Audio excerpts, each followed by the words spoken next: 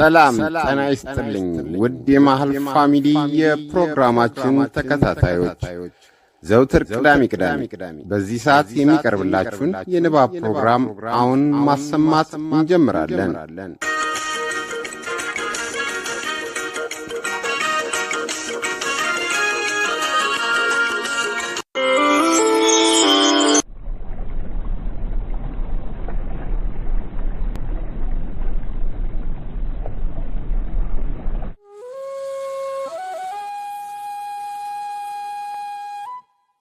ጣምራ ጦር ደራሲ ገበየሁ አየለ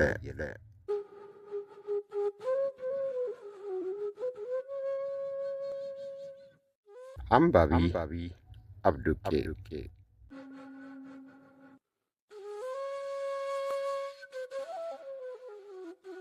በመሃል ቤተሰብ በቴሌግራም ግሩፕ በሳምንታዊ የንባብ ፕሮግራም አዘጋጆች ይቀርባል።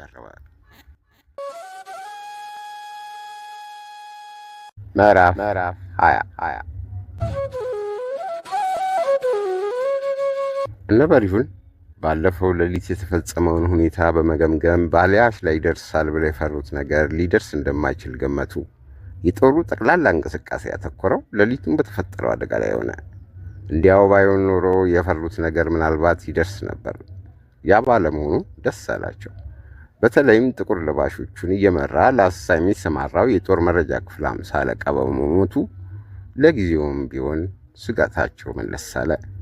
ቢሆንም ካደሩበት ከመንቀሳቀሳቸው በፊት ሊነጋጋ ሲል ቤታቸው ሰው ልከው ባለፈው ሌሊት ምንም የተፈጠረ ነገር አለመኖሩን አረጋገጡ። በሪሁንና አሰግድ ሌሊቱን ያደሩበትን የደንብ ልብስ ለውጠው የዘውትር ልብሳቸውን ለበሱ። ጠበንጃዎቻቸውን ፈታተው በጨርቅ በመጠቅለል አቅራቢያው ያለ ደጋፊያቸው ቤት ተውና ወደ መኖሪያቸው አመሩ። የኔ ጥርጣሬ ትክክል መሆን አለበት አለ አሊያሽ ሶስቱም ቤት ደርሰው ሻይ ሲጠጡ። ምን ነበር ጥርጣሬ? ትናንት የገደላችሁትና ወረቀት የቀማችሁት ሰውዬ እንዲያው ትናንት ስለዚህ ነገር አንድ ነገር ተሰማኝ ብለህ ነበር። ወረቀቱም ይኸውልህ ልናነበው ብንሞክር አልገባችሁ አለ አሰግድ የያዘውን ብጣሽ ወረቀት ወደ አሊያሽ እየዘረጋ። እንደመጣን አብዲ ኑር ቤት ሰው ልኬ ነበር፣ እስካሁን አልመጣም። ቤተሰቦቹን በመጨነቅ ላይ ናቸው አሉ።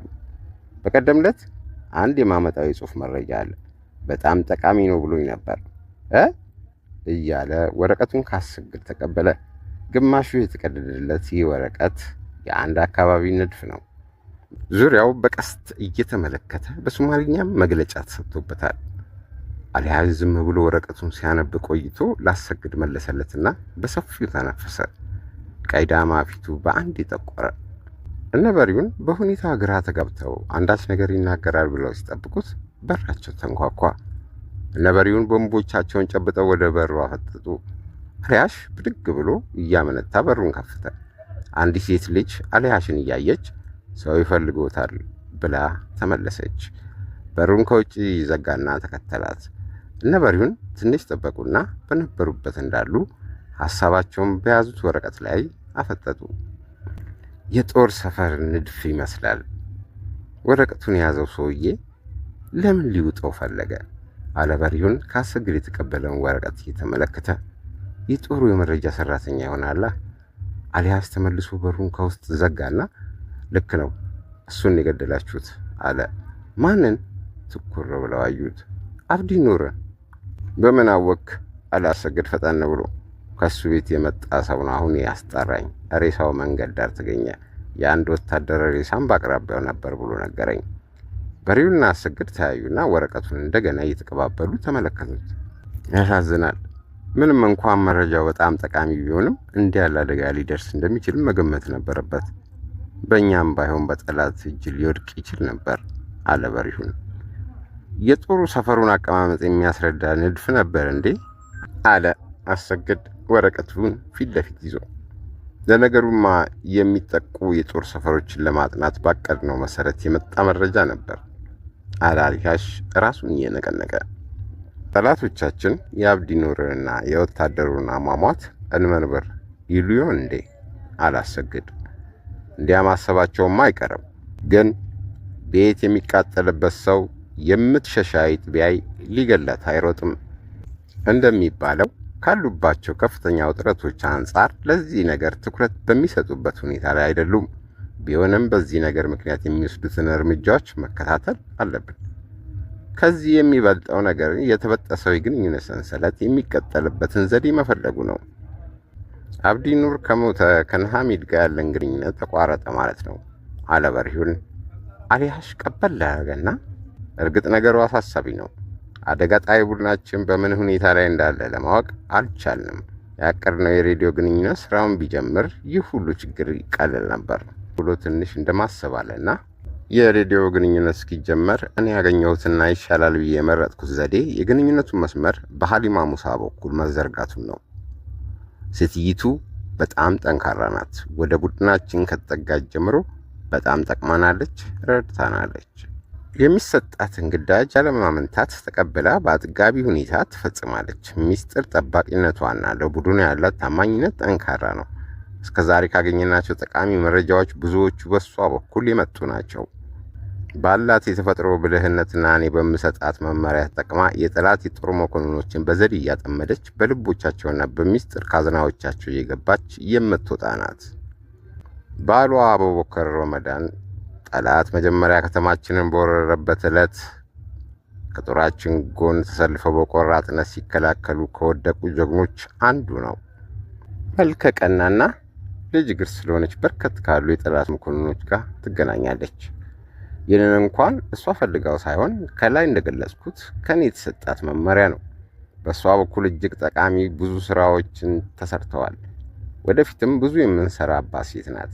ከዛሬ ጀምሮ ግንኙነቱ በእሷ በኩል እንዲቀጥል ማድረግ አለብኝ። አይመስላችሁም? አለ። በዚህ ስራ የሚሻለውን ከኛ ይልቅ አንተ ነው የምታውቀው። ያመንክበትን አርግ። ነገር ግን ከሴት መረጃ ሰራተኞች አንዳንዶቹ መረጃ ሊያመጡ ይሄዱና በፍቅር ተጠምደው የያዙትን ሚስጥር እያራገፉ የሚመለሱ ወይም በዚያው የሚቀሩ እንዳሉ አለመዘንጋት ነው እያለ በሪሁን ሲናገር አሊያሽ አቋረጠውና ይገባኛል፣ ይህን ሁሉ አስቤበታለሁ። ግድ የለም። እንዲያውም ጠንቃችን የሆነውን የዘመቻ መኮንን ሻለቃ አብዱላሂን ለማጥመድ ብቸኛዋ መንገድ እሷ ናት። በሉ ከውጭ ቆልፌባችሁ ሄዳለሁ፣ ዝም ብላችሁ ተቀመጡ አለና ወጣ። የአብዲ ኑር አሟሟት እስካሁን ይገርመኛል። ምን አይነት አጋጣሚ ነው ባክህ? አላሰገድ በሽኩሽኩታ። ይህ እንደዚህ ባለ የትንንቅ ወቅት ሊያጋጥሙ ከሚችሉ ነገሮች አንዱ ነው። ምንም ለማድረግ አንችልም ነበር። አንተ ግን ለምን ገደልከው? አንተስ ወታደሩን ለምን ገደልከው?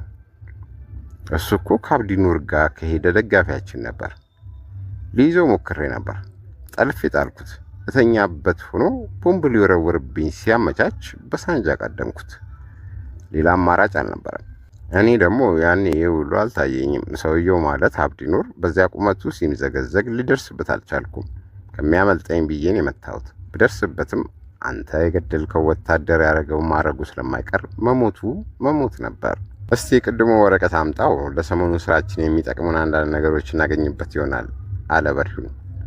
አሰገድ ወረቀቱን አምጥቶ ወለሉ ላይ ሲዘረጋው ካሊያሽ በተረዱት መሰረት የንድፉ መስመሮች እየተከተሉ በዚህ በኩል ዘበኛ አለ፣ ነዳጅ አለ፣ ይህ የመሳሪያ ግምጃ ቤት ነው እያለ የጠላትን የጦር ሰፈር የማጥቂያ ስልቶች ይወያዩ ጀመር። እንዲህ ያለውን የጦር ካምፕ ለማጥቃት በርከት ያለ የሰው ኃይልና መሳሪያ ያስፈልጋል። እኛ ደግሞ 2 ነን። ሰሞኑን አሊሃሽ ሰዎች ይጨመርላችሁ ቢል እምቢ አልክ። እንዴት አድርገን ነው እያለ አሰግድ ሲናገር አቋረጠውና ከተማ ውስጥ አደጋ ለመጣል በተለይም እንደ ደጋቡር ባለች ጠባብ ከተማ ብዙ ሰው አያስፈልግም። ቆራጦችና የሰለጠኑ ጥቂት ሰዎች ይበቃሉ። የጦር ሰፈሮችን በመሳሰሉ ቦታዎች አደጋ ለመጣል ወይም ለመውረር ግን እንዳልከው በተለያዩ ተልእኮ ላይ የሚካፈሉ ብዙ ሰዎች ያስፈልጋሉ። የአሁኑ ጥናታችን ብቻችንን ለምንፈጽመው ተግባር ሳይሆን በከተማይቱ ዙሪያ ያለው የደፈጣ ተዋጊ ቡድናችን ለሚሰራውም ነው አለ እየሳቀ። ጠላት በከፍተኛ ሁኔታ በተደናገጠበት በአሁኑ ጊዜ እየተከታተሉ መምታት ያስፈልጋል አለ አሰግድ ቡጢውን ጨብጦና ጥርሶቹን ገጥሞ። መደናገጥ ብቻ ሳይሆን ተርበትብተዋል። ከፍተኛ ጉዳት ነው የደረሰበት። በቀደም በሬዲዮ እንደሰማነው የወገን ጦር ከየጦር ግንባሩ ጠላትን በማባረር ላይ ነው። በቅርብ ጊዜ ውስጥ እዚህ ይደርስ ይሆናል አለ። ለጥቂት ጊዜ ዝም ተባባሉ። ከዘጋባቸው ጎጆ ወጥተው በሐሳብ ፈረሶች በየአቅጣጫው ጋለቡ። በሪውን ልጆቹና ሚስቱ ፊቱ ድቅን አሉበት። በተስፋ ሰመመን ተጓዘ። የወገን ጦር ወደ ውስጥ የዘለቀውን የጠላት ጦር ድል እያደረገ ሲመጣ እሱም ተቀላቅሎ ጠላትን ሲነዳ በድል ወደ ቤቱ ሲመለስ ለምለም ጥልፍ የሀገር ልብሷን ለብሳ ዞማ ጸጉሯን በጀርባዋ ቁልቁል ለቃ ቀድሞ እንደምታረገው ልጆቹ ከበው ሲንጠላጠሉበት ታየው። በሕይወት ባገኛቸው አደል ብሎ በረጅሙ ተነፈሰና ዞር ብሎ አሰግድ አለ። ወይ ምን ነው? የት ሄድክ? ወደ ሂሩት? አሰግድ አቀረቀረና ዝም አለ። አይዞ ሁሉም ሩቅ አይደለም። ሕይወት ካለ ተስፋ አለ አሰግድ። ተስፋ ባይኖር ሕይወት አታጓጓም። ተስፋችንን እንደሚሆን የጸና እምነት አለኝ። ይታየኛል ያንተና የሂሩት ሰርግ እንደ ከዋክብት ደምቃችሁ ሽቶ እንደ ውሃ ሲረጭ። አዎ ይታየኛል። ሂሩት የሙሽራ ልብሷን ለብሳ ሻማ በያዙና አንድ አይነት ጌጠኛ ልብሶች በለበሱ ትናንሽ ልጆች ታጅባ ነጭ የእጅ ሹራብ ጓንት ያረገ እጇን ከእጅ አቆላልፋ በሌላው አበባ አቅፋ ብቅ ስትል ይታየኛል። የሰርጉ ስርዓት አብቅቶ ከሂሩት ጋር ወደ ጫጉላ ቤታችሁ ስትሄዱ አይታየም? አለ ጎንበስ ብሎ አይኖቹን እያየ። በሪውን የሚለው ሁሉ ያኔ የሆነ ሂሩትን ጎኑ ያለች እየመሰለው አሰግድ ፊቱ በደስታ ፈክቶ ሰውነቱ ሞቆ ይበልጥ አላበው። አይ በሪውን ይሆናል ብለህ ነው አለ ላቡን እየጠረገ። ወዲያው በሩ ከውጭ ተንቋቋ። ሁለቱም ከሄዱበት የምኞትና የተስፋ ዓለም ወደ እውኑ ዓለም ወደ ተጨባጩ ዓለም ተመለሱና እጆቻቸውን ወደ ቦምባቸው ልከው ወደ በሩ አፈጠጡ። የቤቱ ውስጥ ጭራሽ የእቶን ምድጃ ሆኖ የለ እንዴ እያለ አሊሃሽ ወደ ቤት ገባ። ምሳ ከበሉ በኋላ አሊሃሽ ስለሄደበት ጉዳይ እየዘረዘረ ገለጸላቸው። ቢዮሌውን በርሜል ሲገፋ አገኘሁትና ቀጠናችን ጽሕፈት ቤት ትፈልጋለህ ብዬ አመጣሁት። በሌላ ርዕስት ብዙ ከተወያየን በኋላ ጉዳዩን ገለጽኩለት። መጀመሪያ አንገራግሮ ነበር። ያለውን ሁኔታ በዝርዝር ሳስረዳውን ነገሩ ገባው። ቀደም ብዬም የቡድናችን አባል እንደሆንክ ገምት ነበር አለኝ። ከእሱ ጋር ከተግባባን በኋላ ሀሊማን አስጠርቼ አገናኘዋቸው። ነገሩ ተስተካክሏል። ሀሊማ የሴቶች አስተባባሪ የተባለች ወደ ቀጠና ጽሕፈት ቤታችን ለምትመላለስ ግንኙነቱ ያለጠረጠር ቀና ይሆናል አለ አሊሃሽ። ቢዮሌው ከዚህ ቀደም የደረሰው መልእክት አልነበረም አለ አሰግድ። ጠይቄው ነበር። የደረሰኝ ነገር የለም። ምናልባት ከሰዓት በኋላ ይመጣ ይሆናል ብዬ ጠብቃለሁ ብሎ ነገረኝ። ሌላስ አለ አሰግድ ላቡን እየጠረገ። የዶፋን ጦር የሬዲዮ መልእክት ሰራተኛ የሆነውን አባላችንን አግኝቼው ነበር። ከዚህ ቀደም እንደተነጋገርነው በአካባቢው ካለው አደጋ ጣይ ቡድናችን ጋር ሬዲዮ ግንኙነታችንን በዛሬው ሌሊት እንሞክራለን ብሎኛል። ለነሐሚ ጣሂር ተልኮ የነበረው ሬዲዮ ትንሽ ጉድለት ስለነበረው ነው እስከ ዛሬ ቆየው። በኋላ የላክነው የሬዲዮ ሰራተኛ ሁሉን አስተካክሎ ከኛ ነው ጥሪ የሚጠብቀው። ለሁለት መልእክት አስተላላፊዎችና ተቀባዮች ልዩ ልዩ የሚስጥር ኮድ መገናኛ አስጠንቶ መድቦልናል። አንደኛው ወደ ነሐሚድ ሄዷል። ሁለተኛው በቀደም አነጋግሮኝ ነው የተመለሰው። ዛሬ ሌሊት እዚሁ አድሮ የሬዲዮ ግንኙነቱን ይጀምራል። ይህ ከተሟላ ተገላገልም ማለት ነው አለ በሪውን ፈገግ ብሎ። ይሟላል። ዛሬ የመጨረሻ ሙከራ ነው። ሰውየው የነገረኝ ሌላ ዜና በትናንትናው ሌሊት ወይኒ ቤቱ ላይ አደጋ የጣለው ቡድናችን ተልኮ የተሳካ ቢሆንም ችግር ገጥሞት ነበር የሚል ነው አለ በሰፊው ተንፍሶ። ምንድነው ችግሩ? አለ በሪውን አሊሃሽን እያየ።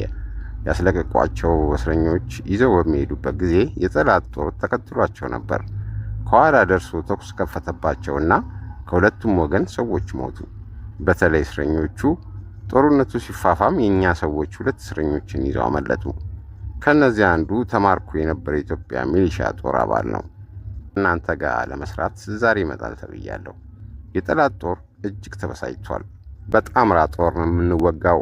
አንዱ ጫፍ ፊት ለፊት፣ ሌላው ደግሞ ከጉያችን ቀስፈው ይዘውናል፣ ፋታ ሳጥተውናል ይላሉ። ጥሩ ዜና ነገርከን። ሚሊሻው ወገናችን ይበልጥ ያጠናክረናል አለ በሪውን ፈገግ ብሎ። ከእስር ቤት ሲያመልጡ የተያዙትን 4 የወገን ጦር አባላት በህዝብ ፊት ነው ለመቀጣጫ የሚረሽኗቸው አለ አሰግድ እንደማዘን ብሎ። አይረሽኗቸውም። የሚጠይቀው ዋጋ ከፍለን አለበሪሁን ጥርሱን ነክሶ አሰግድና ሊሃሽ በጥያቄ ተያዩ። ምዕራፍ 20 በዚህ ተጠናቋል።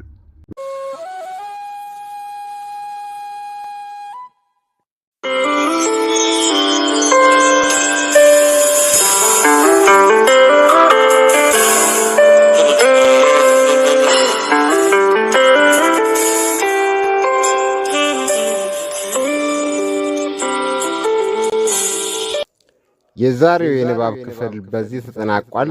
በሚቀጥለው ሳምንት በሌላ ክፍል እስከምንገናኝ መልካም ሳምንት። ሰላም፣ እድገት፣ ብልጽግና ለሀገራችን። እምዬ ኢትዮጵያ ለዘላለም ትኑር።